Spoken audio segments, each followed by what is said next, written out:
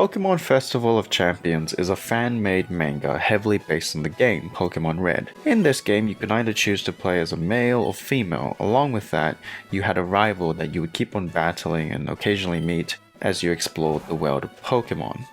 Now, Festival of Champions revolves around these three characters, and the manga does something that I wish the game did, which is give these three characters, well, a character. In the manga, they are named Red, Blue, and Green. Now, the first time you see them, they appear as your typical protagonist. Red seems like your cliche, reckless idiot who wants to be the strongest Pokemon trainer. Green just seems just as cocky and annoying as he is in the game. And Blue comes across as your typical cheerful childhood friend who is also an airhead and is always behind the other two. However, the manga does give a lot of time to show their past, what they went through, and how much they've developed as people. Oh yeah, by the way, these characters are like 12 years old. Now, this manga loves backstories and flashbacks. To exaggerate a bit, I'm pretty sure 80% of this manga consists of purely flashbacks. It loves it so much that it's actually quite self-aware of it. There are many moments in this story where the characters win a battle right after having a flashback. This is a very common trope that the community loves to point fun at because it's just so common to see throughout all of manga and anime. With that said, I personally love this trope. In fact, my favorite moment of this entire manga is when they show Blue's backstory in chapter 11. Now, as you read from the title, Blue is my favorite character, and it was her backstory that cemented her as my favorite character of the series. Now, just to be clear, I'm not implying that Red and Green don't have good characters. In fact, Green is a lot more developed compared to the game, and he definitely works a lot better as a rival. With that said, among these three, Red and Green are loosely the fan favorites. They are loosely given all the spotlight from both the community and the game developers themselves. Which is why I want to dedicate this video to why Blue is my favorite character in Pokemon Festival of Champions.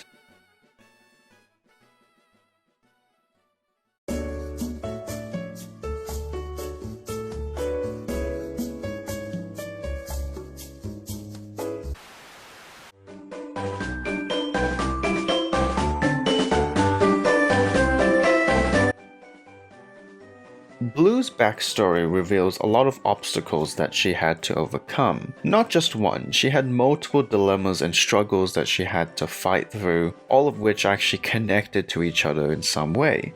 Just to mention one of these challenges that she had to overcome is actually trauma, because a Pokemon bit her once. Now, out of all of these challenges that she faces, there are two that I want to focus on because these two are what resonated with me the most. The first challenge is having a lack of ambition. Blue's flashback begins with this one panel, and it reads, "Our everyday life never changes. Green always walks on ahead, Red chases him after having lost, and I try to keep up with both of them. The relationship between the three of us remains the same." This is honestly the best starter to her backstory because it's an image that perfectly describes her as a character without directly saying it. It's an image that I'm sure many people can relate to. At this point in the story, both Red and Green had already decided that they wanted to become the strongest Pokemon trainer in the world. Now, while Blue did have the desire to leave her hometown, she couldn't due to her trauma, and she also didn't really have a big dream like her childhood friends. She didn't really want to be the strongest trainer like the other two. As a result, she was always behind the other two, following after them. This immediately resonated with me, and I'm sure it resonates with a lot of you watching this. It's safe to say that one way to get ahead in life is to know what you want to do with that life, which may sound simple, but it's actually a common struggle that many people deal with, not knowing what you want to achieve while at the same time being surrounded by people who do. I personally know people who have many hobbies and talents, but still have that empty feeling of not knowing what they want to achieve lingering inside of them. It's that feeling where it feels like you're just caught up in the flow of things. You're not actually chasing anything, you're just going with the motions. There was a point in Blue's past where her two childhood friends, Red and Green, leave her hometown to both pursue their dreams separately, while she's left behind to play by herself.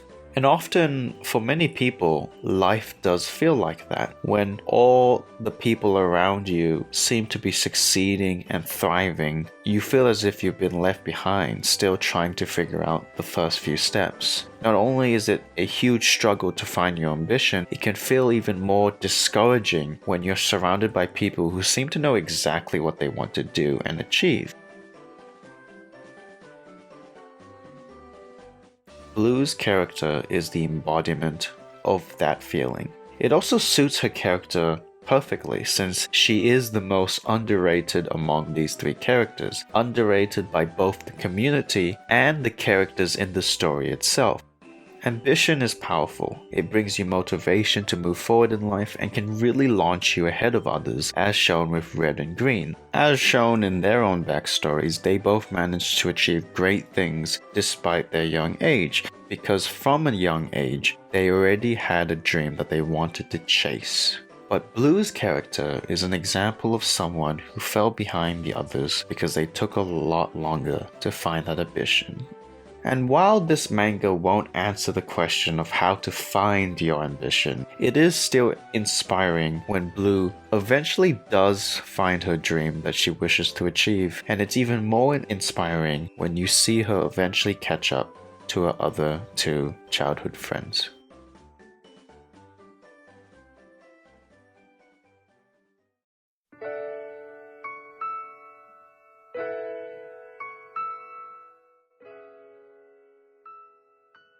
Now, there's a common trope that appears in quite a lot of shows. It's a trope where a character gets trapped in a dream, and in this dream, all of their desires become true. Hence, the dilemma of this trope is to see how a character is challenged by the idea of leaving that dream in order to come back to the harsh world of reality.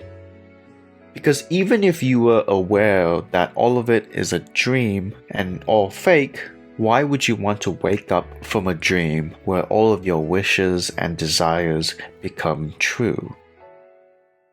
Now, during Blue's journey, she comes face to face with this question. And it was this moment that made her an even more likable character for me. Because her deepest selfish desire is so pure and innocent, which reflects perfectly on her character. Usually, when you think of people's selfish desire, you think about riches, fame, gold, all of the delicious foods you can eat, superpowers, attention, being the best at everything, etc. But Blue's biggest desire wasn't any of that. So then what was her desire? Well, you see, Blue had a childhood. And yes, you heard me correctly. This 12-year-old child had a childhood. Are you feeling old yet? Now, when Blue was younger, she used to play games and hang around with her two best friends, Red and Green, who were all basically the same age as her. Now, these three were always together. In almost every flashback, you see these three doing something together. If you saw one of them, chances are the other two were also in the picture. They were like the three tiny musketeers. But as they grew older, both Red and especially Green began to change. Changes that basically turned Green into a completely different person. And because of that, they could no longer maintain that same innocent relationship. Their friendship had changed drastically compared to what they were like back in their hometown.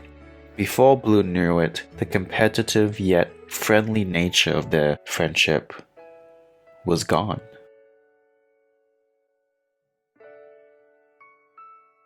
Red is as bright and optimistic as ever. Green was overflowing with confidence and radiance. Just like before, I was always chasing after them. The relationship between the three of us hadn't changed at all. Back then, I believed those days would last forever. And that is Blue's desire. She didn't want to be rich, she didn't want to be powerful, she just wanted her childhood friendship to last forever. Regardless of how much older they grew, she wanted things to stay the same. She wanted to play and chat with Red and Green the same way they always did when they were younger. This is what Blue wanted. It was a belief that we held without any basis. Back in those days, we truly thought that the relationship between the three of us was something that would never change. It was then I realized that there is no such thing as something that never changes. And I can't get over how pure and innocent that is. And honestly, it does make sense because she is 12, but it reveals just how naive her character is. And it makes that even more heartbreaking, yet relatable when she has to come to terms with the fact that the world is not all sunshines and rainbows, and that there are evil people out there, and that her deepest desire is never going to come true. So when you meet her in the beginning of the story, she's cheerful, and she may come across as a clueless airhead, but she is far from naive. Honestly, the final nail that really cemented this character as my favorite was the moment where she overcame this dream of desire. The way that Blue responded to her own deepest desire is something I never thought about. She gave an answer that approaches this trope from a completely different angle, and it honestly blew my mind. So how did she respond? Well, why don't you go read the manga and find out yourself, you lazy butt. Jokes aside, I think her answer speaks for herself, and explaining it just wouldn't do it justice. So I highly recommend giving this manga a read to see for yourself.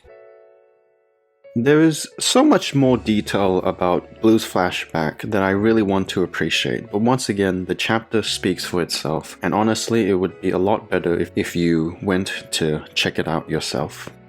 This is the reason why Blue is my favorite character, and it's the same reason why I will be rooting for her as the story in the manga continues. She's probably, definitely, most certainly going to lose.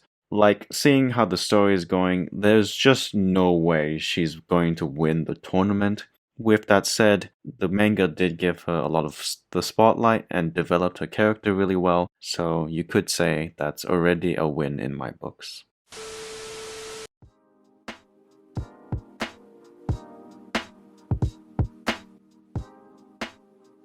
Considering that it was originally fan-made, I think Festival of Champions is a great manga, which I highly recommend, especially if you're a Pokémon fan. Now, its story does take a lot of things from the games, yes, but it's still able to put its own creative, unique spin to it. Despite being based on the first generation of Pokémon, it does feature a lot of characters from other regions, which I thought was a really cool addition. The way this manga develops its characters is honestly what carries the series for me. Even some Pokémon get their own flashbacks and development, so overall I highly recommend, please go check it out.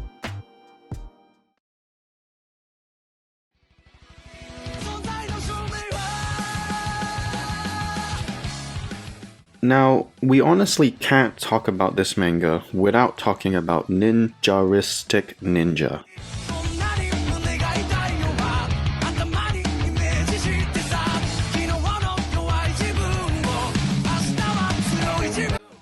This YouTuber created a manga music video where he took pages from the manga and animated them, which sounds simple, but once you read the manga yourself and go back to the video, you see how much effort and talent went behind making this. This video is what introduced me to the series, it was what inspired me to make this video, and I highly recommend watching it first, before the manga, if you want a good hook to the story. I'll be putting the link to the video in the description below, so please go check it out. It's only 1 minute and 30 seconds, so it won't even take much of your time.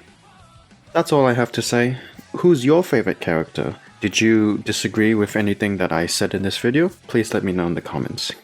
My name is Nathan J. Writing, and thank you so much for watching.